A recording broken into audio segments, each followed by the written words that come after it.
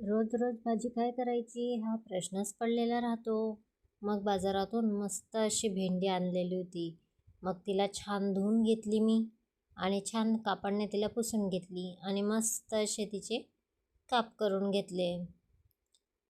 आता गॅसवर एका साईडला कढाई ठेवली, तेल टाकलं, त्यात मस्त जिरे टाकले, शेंगदाणे टाकले. शेंगदाणे हे मस्त खमंग भाजल्यानंतर इतके छान लागतात ना खायला, भाजीत एकदम मस्त लागतात.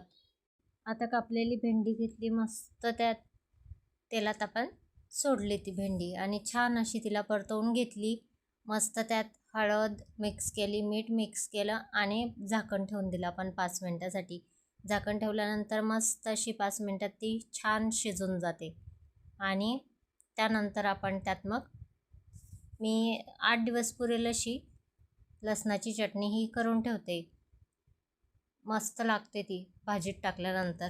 मग आता ती चटणी आपण टाकून देणार. मग मस्त झाली आपली भाजी ही रेडी. तुम्हाला जर हा व्हिडिओ आवडला असेल तर नक्कीच लाईक करा, शेअर करा आणि कमेंट करायला विसरू नका. तुम्ही पण करून घ्या आणि नक्कीच कमेंट करा.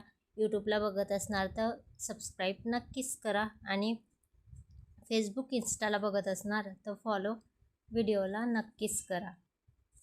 एकच नंबर लागते ही भेंडीची भाजी. तुम्ही ही नक्की ट्राय करा. झटपट होणारी आपली भेंडीची भाजी एकच नंबर लागते. मस्तच पोळीसोबत खा, भाकरीसोबत खा, एकच नंबर.